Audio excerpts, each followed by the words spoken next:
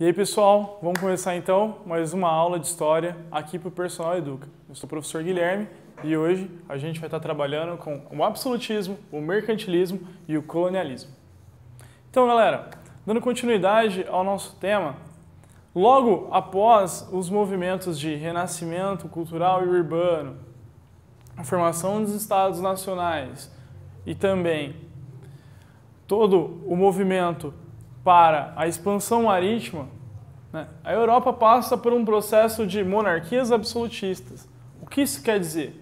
Bom, na última aula eu falei que o rei, né, acabou negociando com o burguês para voltar ao poder.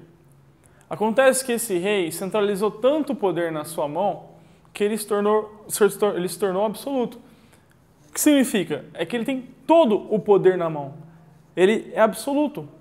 Ele tem todas as forças ao seu controle. Toda monarquia na Europa foi assim? Não. Algumas foram assim. A gente pode falar que a Inglaterra, durante um período, a Inglaterra é considerada uma monarquia absolutista e imperfeita, mas principalmente a gente pode estar falando da França. A gente pode considerar a França a monarquia absolutista perfeita. Ela teve um começo, um meio e um fim, né? E ela tem o grande representante desse pensamento absolutista, que era Luís XIV, né? Bom, o absolutismo ele era então praticamente a mesma coisa que dizer todo o poder para o rei. E os teóricos do absolutismo, como eu falei, o Jacques Bossuet, o Thomas Hobbes, que vai falar da questão do contrato social, Maquiavel, do príncipe, ele vai estar dando alicerce teórico para esse poder. Não que o rei se importasse muito com esse alicerce teórico, porque ele estava com o poder na mão, mas era uma justificativa, né? E os atos com justificativa eles são mais difíceis de ser quebrados, de ser contestados e tudo mais. Bom, o caso da França, vamos trabalhar mais o caso da França, por quê? Porque Luís XIV ele vai ser o exemplo de um rei absolutista. Luís XIV ele vai ser chamado de o Rei Sol, né? Ele é tão poderoso quanto o Sol, ele brilha tanto quanto o Sol. E aí vem uma curiosidade, se hoje salto alto é coisa de mulher, salto alto era coisa de reis absolutistas. Os caras queriam parecer mais alto, né, para mostrar mais força. Aquelas meias que as mulheres usam, que eu não sei o nome, e era coisa de rei também, para tornear as pernas, mostrar sempre o poder. E Luís XIV foi um expoente desse movimento, né, o Rei Sol. Luís XIV tinha uma frase bem peculiar, que era a seguinte: L'État c'est moi, né? Em francês, traduzindo francês para português, é o Estado sou eu. O que significa? É que o Estado francês é Luís XIV. A vontade de Luís XIV é a vontade do Estado francês. E o Estado francês não abrangia só Luís XIV, né? Era também a igreja, era também a nobreza, eram os burgueses e eram os camponeses. Todos esses grupos estavam alheios à vontade de Luís XIV, o Rei Sol, o rei absolutista. Dentro dessa prática do absolutismo e das monarquias da Europa, desses recém-estados formados, a gente tem o que nós chamamos de mercantilismo. Mercantilismo ele vai ser como nós chamamos, as práticas econômicas desses governos, né? Como esse governo vai se formar, se orientar economicamente agora, né, com essa burguesia cobrando facilidades para o comércio. O mercantilismo ele é um embrião do capitalismo. Ele vai ser o embrião do sistema econômico que nós vivemos hoje. O mercantilismo ele é baseado em algumas propostas. A primeira proposta do mercantilismo é o metalismo. O que é o metalismo? É o heavy metal, é o Iron Maiden? Não é. O metalismo é a busca por metais preciosos, beleza? Então, como era definido se um Estado era rico ou não? Como a gente podia definir isso? Como a gente podia descobrir isso? Pela quantidade de ouro e de prata, de metais preciosos que esse Estado tinha. Era meio que um lastro comercial. Era uma forma de mostrar que o seu governo ele era economicamente seguro. Hoje, né, nós medimos a nossa economia através do dólar. Naquela época, era através do ouro. Quanto mais ouro tinha um Estado, mais poder ele tinha. Mais seguro era fazer investimento nesse Estado. Então, o metalismo é a primeira proposta do mercantilismo. Depois, era a balança comercial favorável, que entra na questão também do protecionismo. O que é uma balança comercial favorável? Bom, a prática, a partir de então, passa a ser o seguinte, devido à orientação burguesa. Olha só, pessoal, a partir de agora, nós vamos vender mais e comprar menos, para ter mais lucro. E como vai se organizar isso? Olha, eu vou então exportar mais meu produto para esses outros estados que estão sendo formados e vou importar menos desses estados. Assim, eu vou ter mais dinheiro, né? Então, assim, eu vou estar valorizando a minha economia. Importar o mínimo possível. Se eu importar muito, eu vou estar desvalorizando o meu próprio produto. Essa lógica de balança comercial favorável, ela é vigente até hoje, né? A gente pode considerar um país socialmente não, mas economicamente desenvolvido através da balança comercial favorável. O nível de importação desse país é muito alto. Bom, se o nível de importação desse país é muito alto, significa que esse país é muito dependente de outros. Então não é um país tão seguro para investimento, a não ser que ele tenha uma grande reserva de dinheiro, uma reserva natural muito grande, né?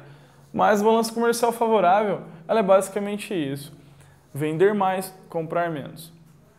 Protecionismo é essa defesa do mercado, essa defesa do produto interno. Mas como é que é isso? Eles vão sentar numa mesa e vão falar assim, não vamos comprar mais? O burguês não tinha esse poder.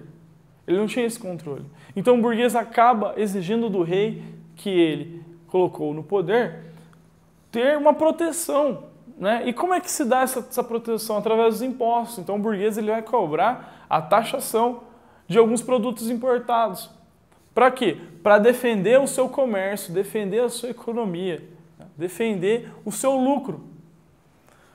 O outro ponto importante do mercantilismo é o colonialismo. O colonialismo ele é interessante para a gente porque nós somos filhos do colonialismo.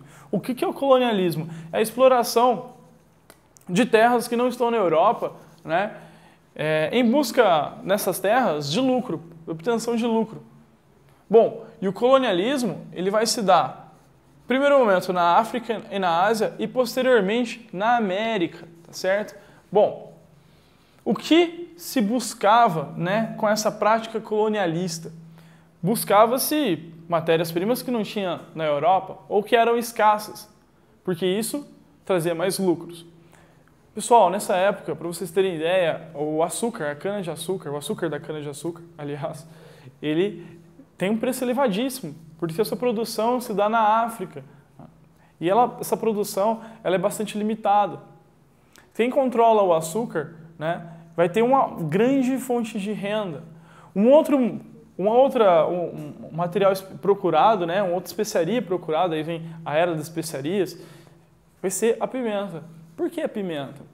Motivo simples, naquela época não tinha geladeira, tá? Não tinha freezer, não tinha um frigobar. Então era o seguinte, o cara caçava lá um animal silvestre, sei lá, um veado. Né? Ele caçava um veado, matava o veado. E, claro, ele não ia comer a carne toda num dia só, né? Ou ele não ia vender toda a carne toda num dia só. Ele precisava armazenar essa carne.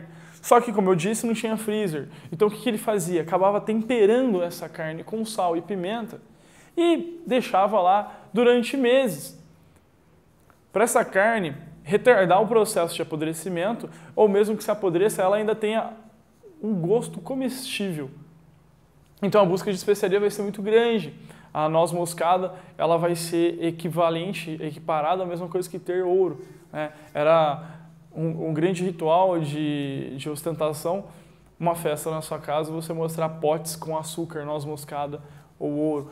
Esses alimentos eles eram guardados juntos ao cofre, junto com o ouro e a prata. Pra vocês verem a importância. Mas não era só isso que se buscava no Oriente, né? Também buscava-se no Oriente, principalmente na China, essa região mais extrema, a seda para a produção de roupas mais finas, né? Essas roupas acabavam sendo mais caras, né? No Japão se buscava muito, também através dessa prática metalista, a prata. E um dos expoentes, né, dessa colonização no Oriente foi Portugal, como nós estamos na última aula, que saiu na frente nessa corrida das navegações. Acabou tendo um maior sucesso nesse comércio do Oriente mais extremo. Mas também se buscava muitos produtos na Índia.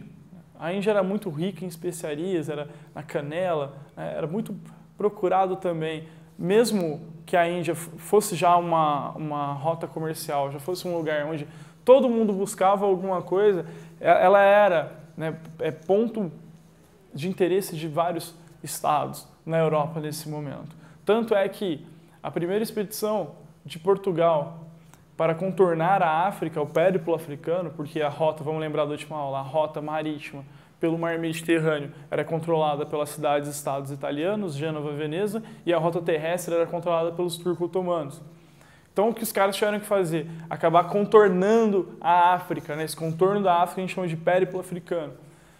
Quando eles contornam a África, eles param em algumas cidades na África, né? Alguns lugares na África, mas Vasco da Gama, quando ele contorna, ele vai direto para a Índia. Ele vai direto para a Índia e ele dá de cara com o Samorim de Calicut, que é bem engraçada essa história, porque Vasco da Gama se considera, por ser europeu e um homem branco, superior. Quando ele chega em Calicut, ele já chega querendo mandar, ele leva, né, de Portugal azeite.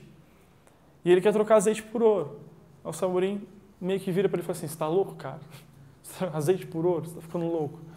Não, eu comercializo com os venezianos, né, com os turcos, vai para lá. Aqui o teu dinheiro não me importa. Né? Aqui esse azeite para mim não tem utilidade. Então, sai daqui. Né? O que Portugal faz nesse caso, então? Conversa amigavelmente, né? É claro, não dá resultado. E aí Portugal bombardeia a região de Calicut, invade, né? Massacra o povo indiano e instala ali uma colônia em Calicut.